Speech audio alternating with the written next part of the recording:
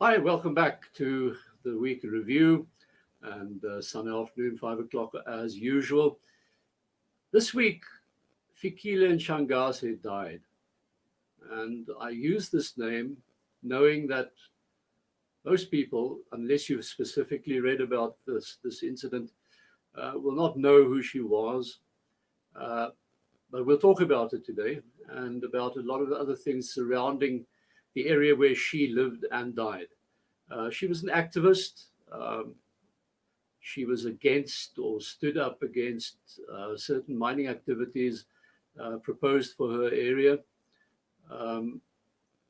It wasn't a popular move from her side. The community as such wasn't 100% behind her, but that doesn't count. The main thing is she was an activist. She had a voice.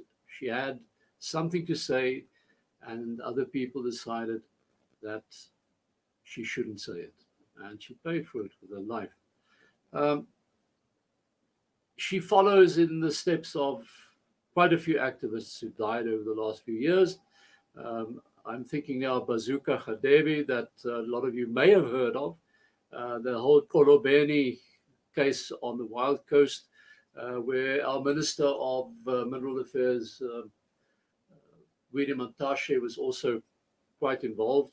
So let's talk about that. I have Dennis Sibuyi with us this afternoon. He represents various interested parties, including traditional leaders, I think, NUM and AMCU, the trade unions, and also representing Tendele Mining, who's the owner of the mining operation that we've referred to. Hume Scholes from Scholes Milan. Hume, thank you for joining us and welcome. And then on the other side, so to speak, will be human rights lawyer Richard Spoor. If Richard has joined us yet, we're waiting for him. Yeah, I see Richard's face. He's just clicked in here with us. Richard, thanks. I'm glad to have you here.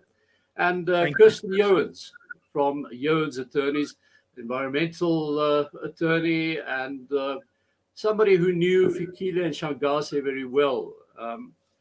I think one should, first of all, let's sketch the background here, Richard.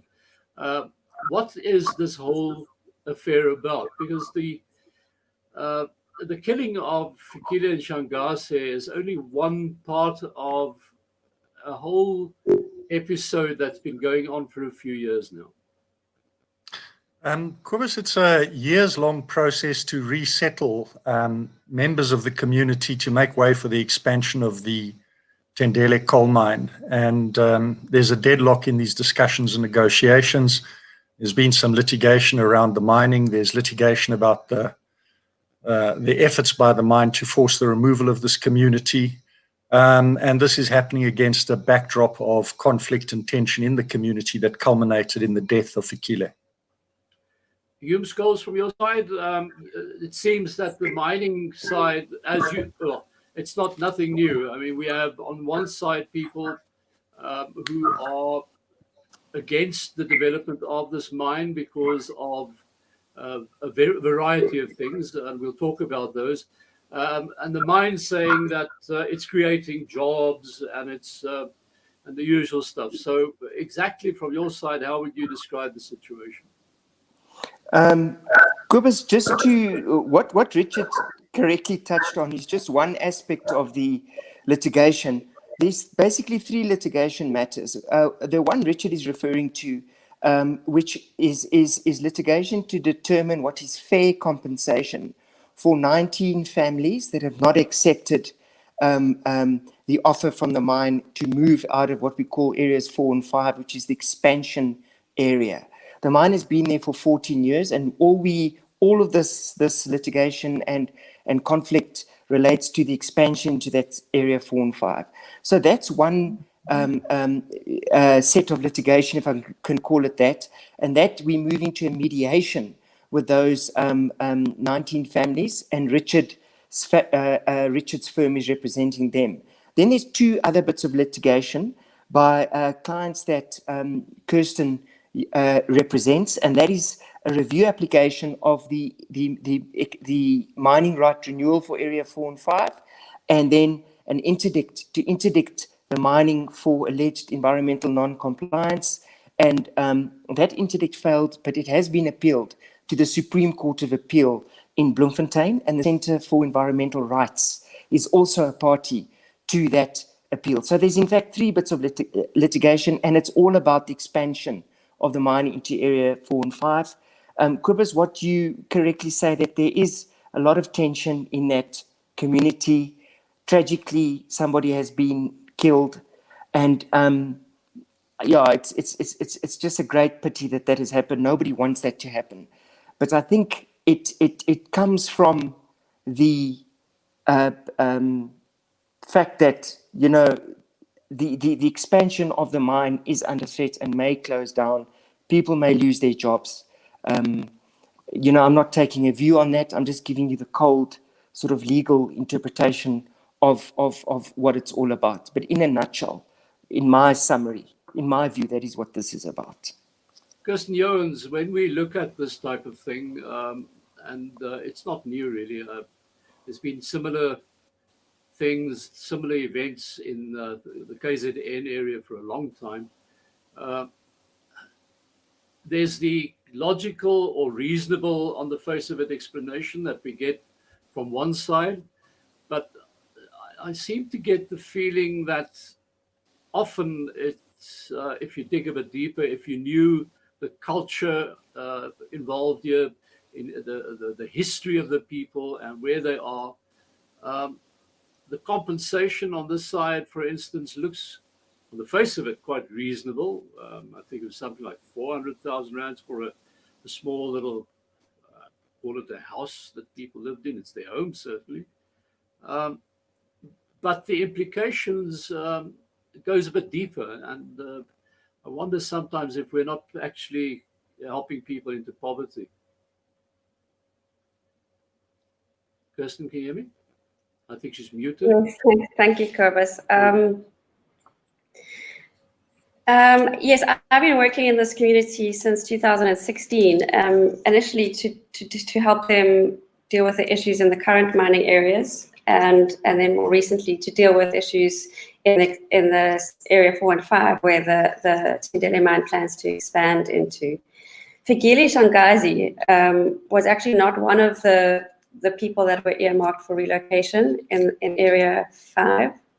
She lived in Opondweni. She was a leading member of Mpleto, which is the community organization that I work for. And her role was really very vocal. She stood up against the mine moving into that community, even though she wasn't going to relocate. So I know we're talking about compensation specifically in this question, but when it comes to Fikile, it's not relative, because she wasn't being offered compensation, and she wasn't refusing to sign agreements to be relocated. She wasn't one of those 19 families that Richard Spoor is representing in the Section 54 application. The main reasons that Fikile, along with the thousands others that are opposing, is mainly to do with their lives. You know, they live off the land. The mine affects their water, and not only in terms of there being a lack of water, but a lot of coal dust pollution. The mine affects their houses in terms of the infrastructure and blasting these.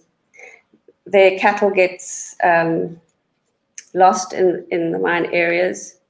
And in terms of health, they suffer from respiratory illnesses. They suffer from deep psychosocial stress. The tear and the fabric of the community is probably one of the most excruciating I've ever witnessed. And Marshall Ghazi's death on Thursday was a blow to all of us. This year during lockdown, especially, there was increase in violence. We had one of our applicants attacked in his home. I had to take him to a place of safety. Another one of the families, a woman from the 19 families that are supposed to be relocated but don't want to move, she was attacked in her home at night. A drive-by shooting with, we assume were AK-47s. That's what the casings looked like, and in her house, and her children and her grandchildren were asleep at the time. And then, you know, we've done what we can to try and keep people safe, with Frontline Defenders assisting us, South African Human Rights Defenders assisting us. But we didn't expect Fikile to be shot and killed on Thursday. Dennis Sibuyi, it seems as though there's also this difference that we've had in KwaZulu-Natal for some time now. Because on the one hand, when we look at the land situation there and where these people want to mine and so on, it's land that traditionally belongs to the king, doesn't it? Yes, Cobus, in a way. I mean, before I respond to your comment, my concern is simply that the dynamics within the community are not fully appreciated. I think that we as the legal representative needs to look at a matter, you know, understand that there's a litigation that is going on, but also fully appreciate that the reality on the ground is much different. So you have lots of things happening in the community. We need to understand that the people on the ground, most of them are afraid to lose their jobs. And the other people, on the other hand, they are concerned about issues of compensation, losing their land and everything. In my view, this is a matter that requires all the stakeholders to get involved. But however, I mean, you've had a situation where, I don't want to blame anybody, but you have a situation where the leaders want to have meetings with the community, and certain sections of the community refuse to attend those meetings because their belief is that whoever is calling for those meetings is attempting to assist Tendele to continue with the mining. That could be the case, but I think we need to come together, discuss this issue and deal with the issue of violence. You know, if the litigation has to be suspended for whatever reason, let it be, because, you know, I've said this before. Almost all of us as the legal representative, we don't live in the community. In as much as we are affected by the consequences, when I heard that somebody has been shot, you know, for me, it was difficult to swallow. So I would like to say that we need to appreciate the dynamics, the reality that is taking place within the community and the groupings that we have in the community, and try to come together. I mean, you could be a lawyer, but at some stage you need to take some sort of a leadership role and make sure that we minimize this violence. Richard, if I may ask you a question, what is the origins of this violence? Because I think it's been coming a long way in various sectors like the taxi industry and in the Cape Flats, etc. Disputes are being settled, and in politics, disputes are being settled with assassinations. What is the origin of this violence? Has it got something to do with the people who are employed at the mine? Is it members of the community? Who can one suspect to be responsible for the death of the people? Richard? Is Richard Spoor still with us? He comes back now. Yes. We place responsibility squarely on the shoulders of the mine. That we have a group of clients, people who are not satisfied with the terms that are being offered with them, and there is a process underway to try and reach agreement on terms of resettlement. But at the same time, the mine is playing on the fears and insecurity of other persons and making statements, and I'm quoting now, saying that people are going to lose their jobs because people are standing in the way of upliftment of the community. In April this year, a letter from Tendele said, it's time for the people to protect the mine against people who want to close it. So the mine likes to bring pressure to bear on the people who are being what they perceive to be recalcitrant by presenting a dilemma and saying, look, unless these people agree to our terms, the mine is going to close, you're going to lose your jobs, you're going to lose the benefits, and you better do something about it. Well, that sounds like instigation of violence a bit, isn't it? It's very much so. And it's not as if this violence comes out of the blue. Kirsten has referenced it. There have been numerous shootings. There have been numerous assaults. There are numerous death threats. We have repeatedly appealed to the mine. Stop this. Stop creating this climate where it is us versus them, and when you're inciting people to kill other people and injure other people in order to achieve your commercial goals. Have you managed to speak to Gary Montash about this? Is the waste of time? There has been correspondence. The DMR has come in to play a role, but as is fairly typical, their contribution has been unhelpful. The task team that they established broke down. It's not participating any further. They've withdrawn. There are legal processes to follow. There's a Section 54 process that we've invited to get going. We've invited the mine repeatedly to embark on mediation to facilitate this dispute and try and resolve it. The mine to date has not been agreeable to that. So there's a climate of tension, believes their jobs and their lives are on the line. The mine encourages that conflict, encourages the dynamic in the belief that this will result in pressure being placed on our clients to move out. And is the police impartial in all this? The police? Is the police impartial? None of the events that Kirsten has alluded to about drive-by shootings, death threats by mail, have resulted in any arrests or prosecutions. So, you can't. We don't have a great deal of confidence in the police or the state's ability to intervene effectively to stop this nonsense. So, can I respond? Yes, please. I don't think it's entirely fair, Richard, to lay the blame at the feet of the mine for this violence and to say that the mine has caused the unfortunate death of this person. This mine has been operating there for 14 years. It's the first time in its 14-year history that there is a problem. And the problem arises from the fact that the expansion into Area 4 and 5 is being stopped because of litigation.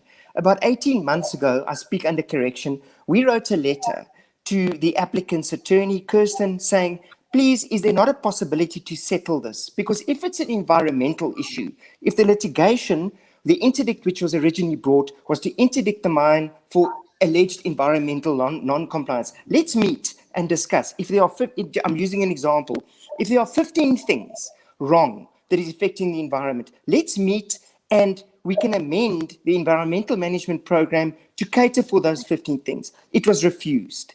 There's a review application now to set aside the mining right. The review application is 4 years late. The law gives you 180 days to bring that. That is also causing the halting of the expansion into Area 4 and 5. With respect to the Section 54 process, there's been a process ongoing for some 18 months involving the Department of Mineral Resources and Energy to try and agree compensation for the people there. This court application with the 19 families is not a court application to evict or remove people. It is to ask the court for an objective view as to whether the compensation offered is reasonable. It's not to evict people. If we get a judgment tomorrow, for example, for purposes of the discussion, to say X number is reasonable, then you have to make the offer to those people and discuss it with them. It doesn't mean they have to accept it because a judge has said it's reasonable. But in any event, that process to agree the compensation is going to mediation. And why is it going to mediation? Because you get a court order which says that compensation payable to 19 families is reasonable. What did you do with it? And the answer is very little, because the peoples may still not move or refuse to move. And you can't just boot people off their land. The mediation will be all-encompassing, and it is with one of Richard's colleagues, a guy called Johan Lorenzen, a very reasonable person with a social conscience who we've been dealing with here. We have discussed it with Johan in depth to try and get an all-encompassing mediation, to not only agree compensation, but also to deal with other issues, like how to move people, when to move. Johan has said some people may want other land. The way to deal with this is to mediate all these issues, as Dennis has suggested, because as Dennis has correctly said, and I'll finish now, sorry, I'm taking everyone's time here, but all the stuff, it's very nice for me to sit here in my air-conditioned office in Johannesburg as a lawyer and take a view of all these things. It's very different on the land when 1,600 people are going to lose their jobs, when basically many more people will lose their only income because basically all the services are outsourced to them. We've got to sit around the table and try and mediate these issues and stop the litigation. Let me just say one thing to you. One of the things about land in South Africa, especially when it comes to mining and land, it's always a drawn-out affair, and it's always difficult to exactly find out who is responsible for the fact that it is actually drawn out. But there's just one question I would like you to just respond to for me. Richard says that you've made some rather inflammatory remarks, which fueled a situation that we all agree is highly toxic and stressful. Did you make those remarks that Richard refers to?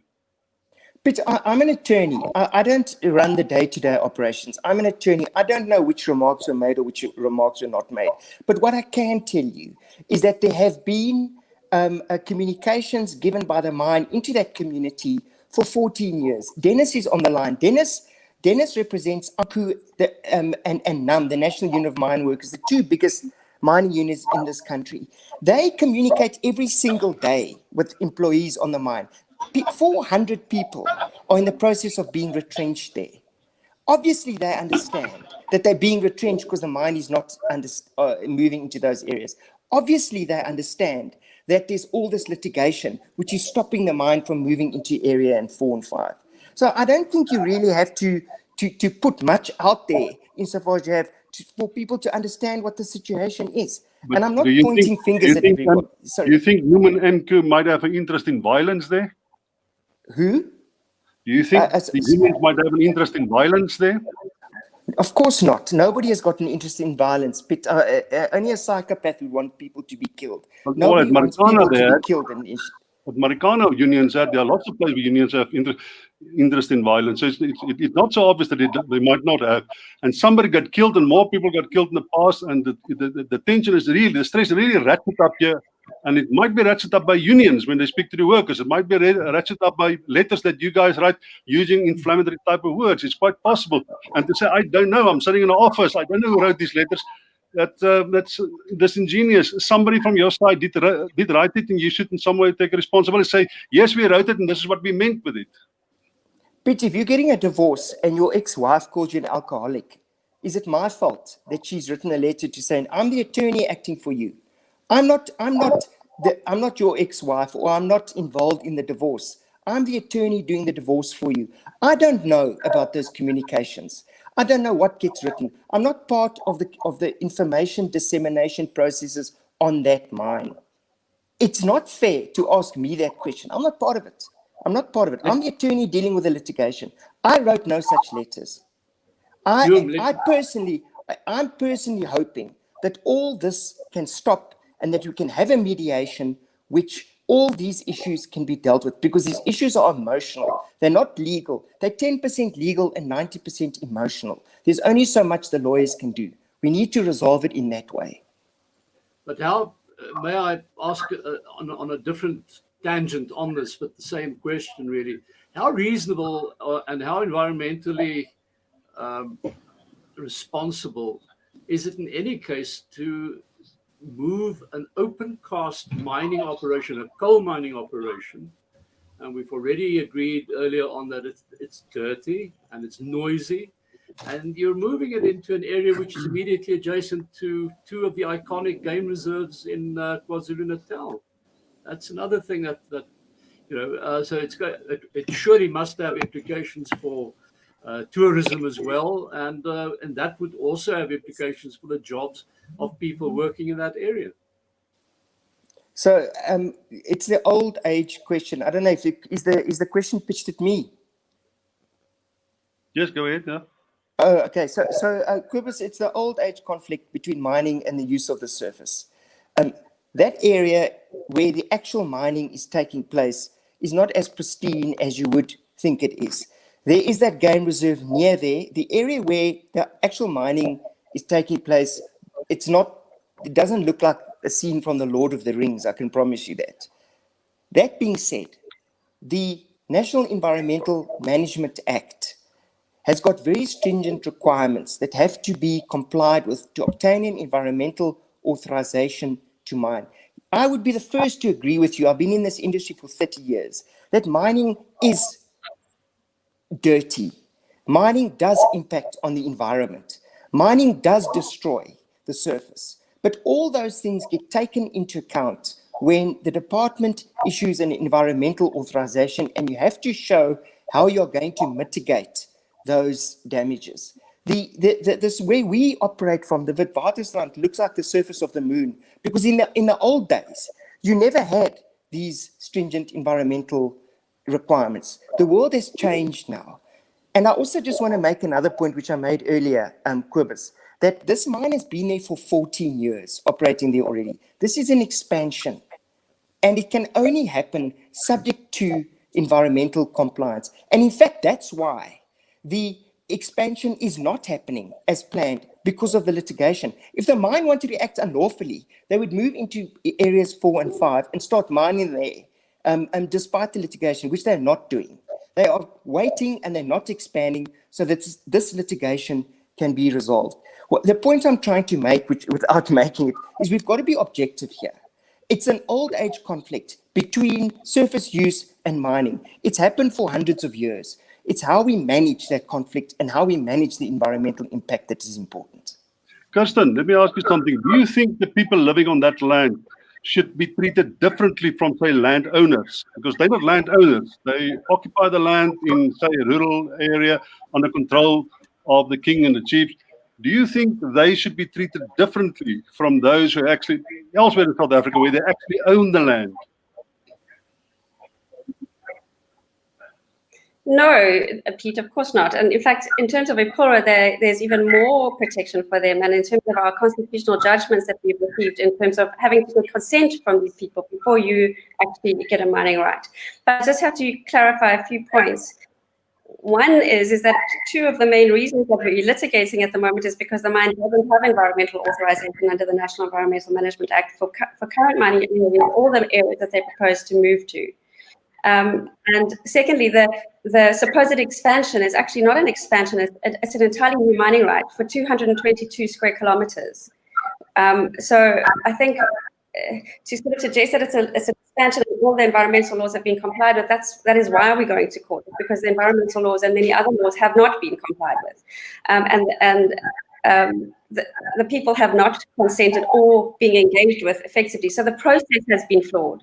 Of course, it's an emotional issue for me now, because I am so part of that community. I visit them once a month. We have meetings regularly. I speak to them all the time. So I'm the first person that people phone when somebody's killed. So of course, I am probably more engaged with that community than anyone else in this particular forum. So of course, I have some emotional issues. But the fact of the matter is that the legal applications are brought on a legal basis, and they are founded on good, solid law. And the issues with Tendele are legal ones. Other than this issue that we have, by the way, the last time the mediation was discussed was when I responded to the proposed mediation letter on the 28th of August. I've yet to have a response. Johan Lorenzo called in September, and was told he would be called back within a week. He's still waiting for a response. So this meaningful engagement and faith of we're trying so hard to make it better and nobody must get hurt. In the meantime, there's underhanded dealings and negotiations with my clients behind my back. That's just making the tension and rising the tension worse and rising the heat and making it all so much more difficult. My clients are under pressure from about 6 different fronts. They've got so much on their plates. The mine trying to get them to move. They've got people who have signed the agreements putting pressure on them to move because the mine says they're not going to pay anyone until everyone has signed. We've got 7 members of organization that have been approached by Jan du Preez behind the scenes and have signed an agreement to say that they will convince Pedro to withdraw the court application. They're putting pressure on all of the other people. In fact, Vegile Shangazi was one of the two of the 6 committee members. 4 of them signed this agreement to say they will withdraw all court applications for nothing in return, and Vegile refused to sign it. And on Thursday, sorry? No, that's good. Go on. Go on. Yeah, so in a meeting last Thursday, we were disrupted by 2 of these members that had signed with this mine agreement in a meeting. They barged into a Pedro meeting with a bunch of thugs. And from the day after, Vegile was anxious about her safety. From the day afterwards, she was calling we have a counselor that people in the community can call anytime when they're scared or anxious or afraid or traumatized by what is going on. And she called that counselor the next day, Friday night. She sent a message in midnight saying she's worried her dogs are barking. And on the day she died, she called the counselor to say, things are quiet now, but I would like a fence because I'm not feeling safe after that Thursday meeting. It's absolutely horrendous. Richard, they tell me that they don't know what's happening. I know exactly what's happening, and it's not good. Yeah, Richard, tell me, what will it take for this thing to go away? What will it take for the mines to settle the thing, and what can they do to give the community a fair deal? What do you think is a fair deal? And take into consideration the impossibilities for them. It doesn't help you say, pack up your stuff and go home. They're not going to do that. They can't do that. And hundreds of thousands of people will be disadvantaged by it. What do you think it will take, a fair deal, for this thing to go away, to settle community happy as well as the mining industry? Well, let's have a look at what Tendele is doing and just see in what respects that's unsatisfactory. The first thing is there are international guidelines and standards that regulate the resettlement of people. They're determined by the International Finance Corporation, and most major corporations who rely on World Bank funding for projects sign up to these guidelines. Tendele does not. South Africa has no guidelines on how this thing should be done. So what Tendele is doing is ad hoc and is not in compliance with international best practice. What is Tendele doing? Well, one of the ways in which they've been signing up individuals in the areas that need to be cleared out for mining. And their attitude is, we refuse to move anybody until every single person is signed up. So a lot of people have signed up, but a group of people have not. And they refuse to move the people who have signed up and who've agreed and are happy and are willing to move. This is a process that itself is going to take years. You don't just move hundreds, I don't know the total numbers, but perhaps thousands of people. Tendele has been screaming about the mine being closed for years. They've been making this threat. But the point is, there is a long road ahead of them. As Kirsten has said, there are environmental authorizations still to be approved. There's the physical resettlement of the people to be proved. It's going to take a long time for them to move. What is the offer that Tendele is making? Well, effectively, Tendele concluded a deal with the traditional council that people would be resettled elsewhere in the community, and that identifier stands for them and they'd move in there. Our clients have been asking for alternative land in other places. There was a proposal to go for some of the people to go to Richards Bay. There have been proposals to buy alternative land. They've been rejected by the mining company. What is their offer? Well, this is it. 20,000 Rand to level and clear a stand where you can build your house. 13,000 Rand for the cost of moving your goods and your property and your people to the new site. 100,000 Rand an upset allowance for the inconvenience and the hardship associated with being forced to move from a place where you've lived for generations to a new place elsewhere in the community. 15,000 Rand so that you can perform your customary rituals that are involved when you remove your house and you move to a new place. 5,000 Rand compensation for planted fields. So if you planted your pumpkins, your beans, your cabbages, you're going to get 5,000 Rand compensation for those. 2,750 Rand for the cattle kraal. So you can break it down, build it up at the new site. 5,000 Rand for your unplanted plowing fields.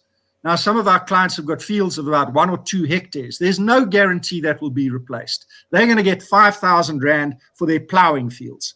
How do you make a living out of 5,000 Rand when you've got fields and a garden that you've been living off for years? Now you're going to get 5,000 Rand cash to go away. 2,000 Rand for the trauma associated with resettling graves. Compensation for planted crops and fruit trees. 15,500 Rand for the removal of graves per family, plus 1 cow or a goat and another 5,000 Rand for traditional rituals. And then you're going to be placed somewhere in this community by the traditional council. There is no guarantee the land will be good. There's no guarantee there will be plowing land or arable land for you to cultivate your gardens, none at all.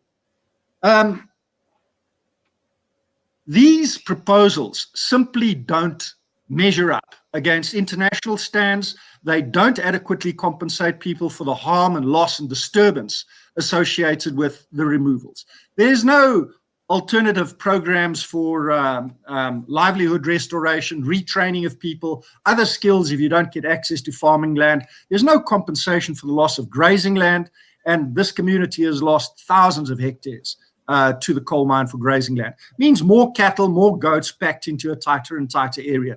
These things have simply not been considered by Tendele. Their process is ad hoc, it's arbitrary, it doesn't comply with any standard, and there's little wonder that there is a lot of resistance to it.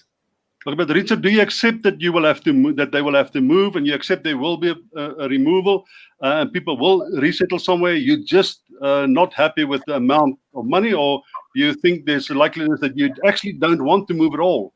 The law provides for us to be moved. The law provides for the court. And if we don't agree something, if we're unreasonable and if we're not doing the thing properly, the court can determine our compensation, and that's the end of the argument. Mining rights trump other rights. It's a complex field of law, but essentially that's what Section 54 of the MPRDA says. Tendele should have got these processes going years ago in an honest way. You know, I just want to emphasize what Kirsten alluded to a little bit earlier. The mine is continually trying to undermine our clients. They don't respect attorneys. They don't respect their right to legal representation. They move in there, they're pressurizing them, they're pushing them, they're threatening them, they're giving them inducements. My one client, you know, her daughter, every family was promised a job, 1 job per family. My clients have been refused jobs for family members because the mine says, well, you haven't signed yet. So why do other people sign? Well, they sign on the basis of promises of jobs, and they're induced to leave. If you don't cooperate and work with a mine, you get punished. If you still don't cooperate, you get threatened. And eventually, it appears this isn't a fair process. This isn't a civilized process, and this is not a process that complies with international best practice. Jim, all this is not just rumor and myth. There must be some truth to what is being said here, isn't it? Well, absolutely. It's all documented on affidavit, in court papers, court proceedings. We have what do you say about all this? Law on community rights. Professor Tantun Flapo has been involved. Experts in the IFC programs have been involved. They've measured and assessed what the mine is offering. They've measured it against international best practice, and they found it fell short. In fact, when we filed our answering affidavits, Tendele withdrew their application to evict people. Why? Because in law and in equity, they simply don't have a case. There was no application to evict anyone, Richard. There was no application to evict anyone. The application was to determine what's fair compensation. We then engaged on a mediation, an effort to do mediation to answer your question. What do I say to all of this? We want to go to mediation on, let's just talk about the mediation with respect to the 19 families which have not accepted. We want to go to mediation to review these issues. Richard said it's not up to international best practice. I don't have the expertise to say he has more expertise in these matters than I do. But what I can tell you, the intention is to go to mediation to determine this. It was myself that that proposed as a mediator a guy called Paul Kapelis, who is an expert in these things, to be the mediator. As I understand it, Johan Lorenzen from Richard Spoor's office is happy to have Paul there because he is such an expert. If Tendele was not inclined to revisit these offers, to look at this international best practice, to see how it can be improved, they would just simply refuse to do this. The mediation must happen to resolve the issue of compensation. As I said earlier, it's an emotional process. These mediations, I don't have Richard's experience in these mediations. I've been involved in probably 2 of them. They are extremely emotional processes.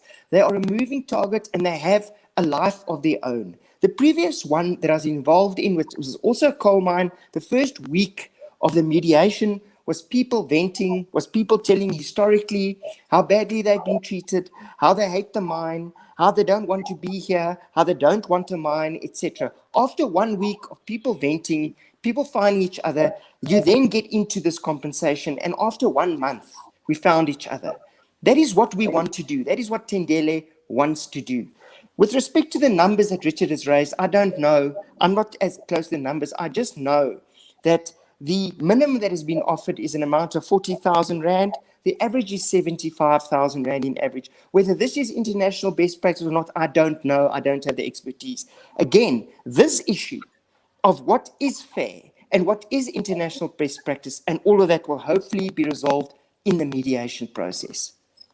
But you must admit, if I listen to the sums that you yourself mentioned, it borders on ridiculously low to uproot somebody and move them somewhere else, and assuming that their conditions will be exactly the same, because with that type of money you cannot duplicate these conditions, his or her conditions somewhere else. But there's another thing that bothers me a little bit. It seems like part of the strategy that is associated with the mine and the interest of the mine leads to the killing. So it's not the community that killed some of the people involved on the side of the mines. It's the other way around. Is there something that you guys do that encourages or allows such atrocious actions?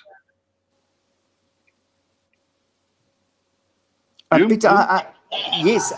Is the question is there something that the mine does that encourages people to be killed? Yeah, because the thing is, if you look at the killings that happens in this type of conflict, it seems like it comes from the union side, for instance. It comes from the mining side. It's rarely the community members that start killing members of the mine. It's always the other way around. Is there something that you do, something in your strategy, the way you talk about things, the way you express yourself, the way you state your case, the way you communicate with community members? Is there something there that might contribute to this confidence of some particular interest group that they could actually go and kill somebody else and they get away with it like they always do? But can I ask you something? Yes, please. Logically, if that mine has been operating for 14 years, where Yes. it is surrounded by a community of thousands and thousands and thousands of people, without this conflict, without people being killed, why all of a sudden is it happening? It's elementary. The mind has not changed its way it operates. Yeah. It's not It's changed the way elementary. it deals with its unions. I tell you why it happens sometimes. Let me tell you why. Because many of the people working on the mines do not come from the community. They come from outside. If it was members of the community, that was a good argument you'd have. But I can guarantee you, most of the people working on your mine does not come from that community. So name them, Pete. If you're so sure, give me a list of people that do not come from that community that work there. And I can tell you, you'll find very few. Perhaps Dennis, perhaps you can give the numbers. I don't have those numbers. Are you telling me at least 80% of the members of the people working on the mine comes from that particular community where that mine is? I'm sure, Pete. I don't know. I'm not a part of that. You also don't know the facts. Yeah, no, but you raised the issue. It's 87. It's 90%. I somewhere. I remember it's 90% of the community. In one of these discussions, whatever, it's 90% of the people employed on that mine come from that community. I'll try to verify that. But okay, I'll accept your word now, but I'll try to verify that. Then the other question comes to But can I ask you this? Can you then do me a favor? Yes, Please I'll do. send me an email and ask me that question, and I will respond with the exact percentage. Okay. Because it's important. Okay, please. question that comes up to me as well, Hume, when you the use of this land, if I understand the situation correctly, again, and we mentioned it earlier, that land belongs basically to the king and to traditional leaders, if one can say. Put it It's that the way. Ingonyama Trust, as I understand. Exactly. It's the Ingonyama Trust. So they would, except for Tendele, they would be the main recipients of income from that land if this deal goes through. No, they don't get paid. They don't get paid. There's a lease in place with the Ingonyama Trust, but they don't get paid the compensation at all. It's the individual people that live there. It's not the Ingonyama Trust that gets paid anything. People get compensated to move, but surely there's some sort of a lease involved as well to the use of that land. Or am I wrong? No, they. Kirsten, No, they. What's your response there? Kirsten, what's your response there? What's your response, Kirsten? So the people do not get paid. I do know that there's one lease with the Ingonyama Trust Board for 2 mining areas, areas 1 and 2. The rest of the mining right areas, as far as I have not been able to find a lease at the deed office, and Ingonyama Trust Board have not been forthcoming on the lease. The people receive nothing. I know the members of the NCMF forum, the mine has the dues that are on that forum, they get paid 10,000 Rand a month. But as far as the community getting money for land, absolutely no way. That's not true. I also want to say that I have got a background, I don't think that was Pete's question. Sorry, I've got a background document dating back to 2010 that I've kept, and I've got from the community of community complaints since 2010. I've got letters that people wrote to the Public Protector's Office, the DMR, complaining about the impact of the mine on their land, their lives, their health, their well-being. Please help us, somebody do something. Since 2010. There's been intimidation and violence. I wrote a letter to Milan Scholes on the 19th of August 2019 to say, one of them were not handing over because they wanted my clients' names because they don't believe I actually have any.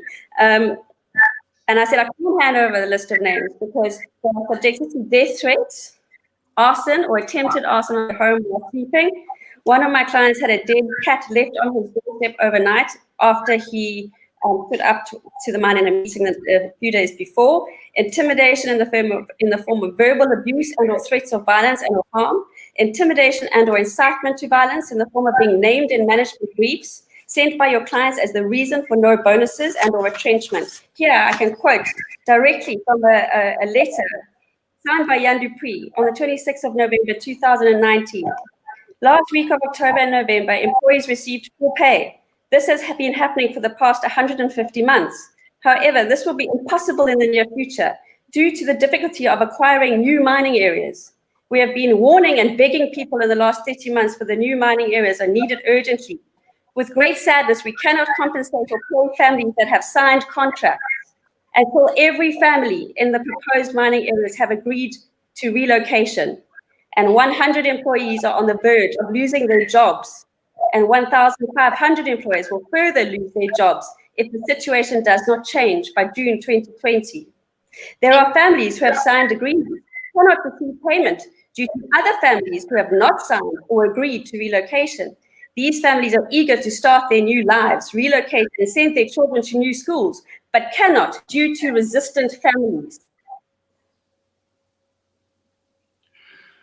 That sounds a bit rough, isn't it? Huh? Pete, can I just correct something? Yes, you can do. What? Yeah. I think maybe your question was, if we let's agree that the number for the people to be relocated the 19 is X.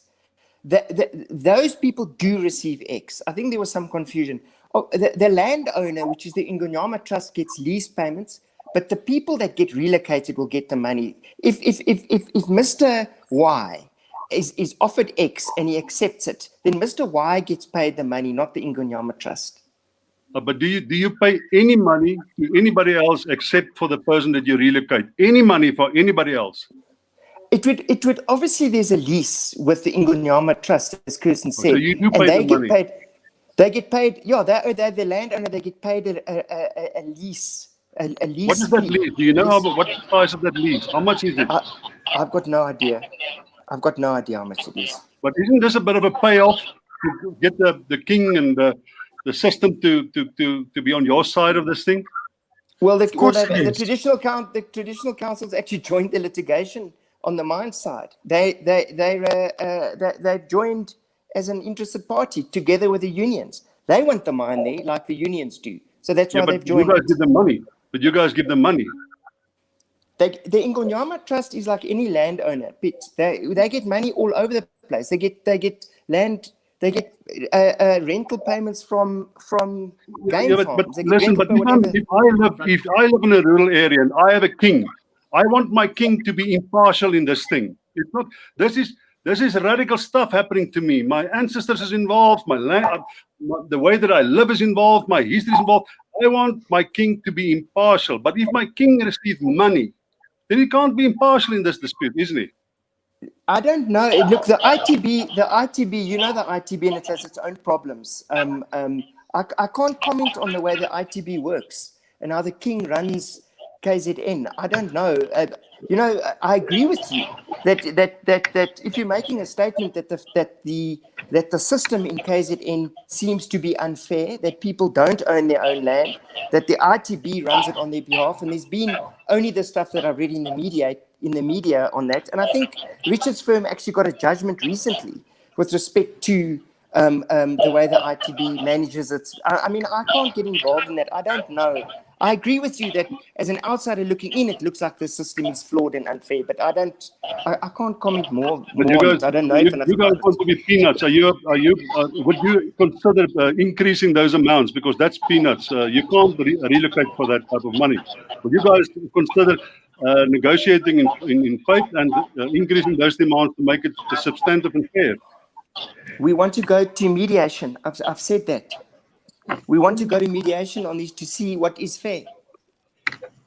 And we've actually, and I'm repeating myself, we've suggested an expert called Paul Kapelis to mediate, to be the mediator.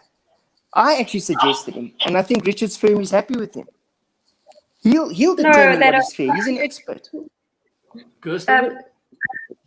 Sorry, I'm a party to the group of attorneys that are in the correspondence with the mediation, and we haven't had a response to the letter on the 28th of August, so we haven't been given no names. But by the side, I just want to bring back raise the point. We've been talking a lot about the directly affected families and the 19 families that have to be relocated, but we are talking about thousands of people here, actually. So the mine identifies what they determine to be directly affected. So the people that are going to be exactly in the way of mine pits that have to be, where the coal has to be dug out. The mine determines who those people are. And those names have changed in the last 5 months. The mine pit area has changed. So sometimes there's this many people on the list of directly affected, and sometimes there's 1 or 2 extra or 1 or 2 less. So what we are trying to say is that we can't just think about 19 people, or that actually it's 257 that need to be relocated, but we do have to consider the thousands of people that are living outside the 500-meter radius of these mine pits. And those people are the people that are going to have to accommodate the people that have to be relocated. So those are the communities that are hosting the people that have to be relocated. But they're also the people that are going to be bearing the brunt of the mining activities without any compensation, however paltry it may be. It sounds listening to this conversation, nobody actually wants to mine there.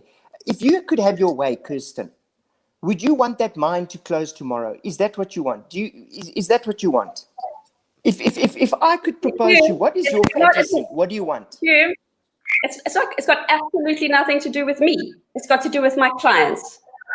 And what do they want? My business, I represent 3,500 people. What they want is what I do.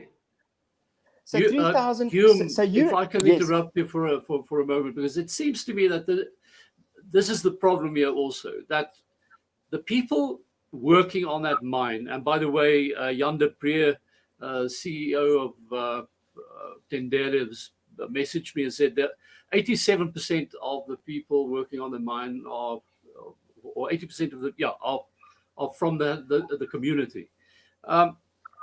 We have the situation of it's tribal or trust land, Ingonyama Trust, it's the king's land. He's the main recipient, I think, of income from that, and then it's distributed in some way or other.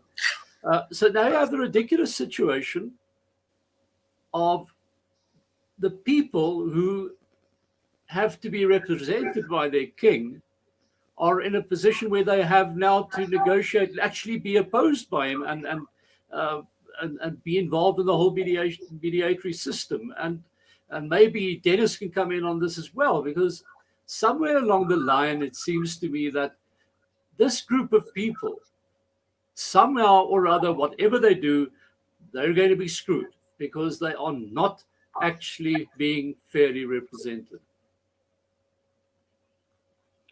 I don't think Dennis is around. He's coming and going. Yeah.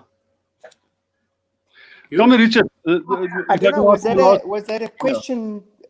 Yeah. Well, you know, how do you make sense of a situation like this? Because under normal circumstances, surely you'd have a king and his people, and they're negotiating with the mines or whoever and so on, and there's a sort of quid pro quo going on, and you know, the normal thing in negotiation. But now it seems that you've got the king and his representatives who are part of the mining side of this whole thing, because it's in the king's interest. I see Jan de Preer also said the ITV only gets money when we mine. So I don't see how that could imply that the king or the traditional representatives will actually look after the people who are being squeezed in between here. Look, as I said earlier, I don't think. Look, the as I understand it, the prince visited that area and was part of that task team. Now I speak under correction, and I wish Dennis was on the line because he's closer to this detail than I am. But apparently, the prince visited the area and said that the way, and again, please, I don't want to start some inflammatory response here because I'm just telling you as I understand it. And as I said, I wish Dennis was here. The prince who visited there said the conflict is being caused by the fact that all this litigation is stopping the expansion of the mine. That's the message from the prince. Whether the prince is skewed in that because of the way the Ingonyama Trust works, because he is obviously a supporter of the Ingonyama Trust because he is from that royalty. I mean, logically, yes. But the complexities of that social structure, I can't comment on Quibus. I don't know because I don't live there. And it does seem like a flawed system. It does seem like a flawed system. Why should... Yeah. In terms of what law do you pay the king the money or the Ingonyama Trust? What law obliges you to pay money to the Ingonyama Trust rather than paying taxes like everybody else? What law is there that facilitate this agreement between you guys and the Ingonyama Trust? There's the Ingonyama... There's the Ingonyama Trust Act, which regulates the ownership of that land by the Ingonyama Trust. So they own the land. So it's not a choice whether you want to do it or not. If you don't negotiate with the landowner and pay them some sort of compensation, then you can't be on that land. They own the land. It's not our choice. It's not Tendela's choice. The king and the Ingonyama Trust control that land. Whether it's wrong or right is irrelevant. They do. They do. Richard, maybe you can talk about the litigation. I would like to, I'm afraid, sorry, I've got to interrupt you here because we really have run out of time completely now. My apologies. We'll have to take this further sometime, I believe, this whole issue. But I have to say goodbye on behalf of Piet Kroukamp, my colleague in this venture. and also to Dennis Sibui. I saw him around, but it seems to be we had a problem with his sound. Coming and Ian going. Scholes from Milan Scholes, human rights lawyer Richard Spoor, and Kirsten Jowens of Jowens Attorneys. I'd like to thank you for your participation, and a serious case or serious situation that still needs a lot of work to be done. And I hope we can perhaps even play a role in that. But good luck until then, and we'll be back next Sunday, 5 o'clock. Bye-bye. Thank you. Thanks, everyone.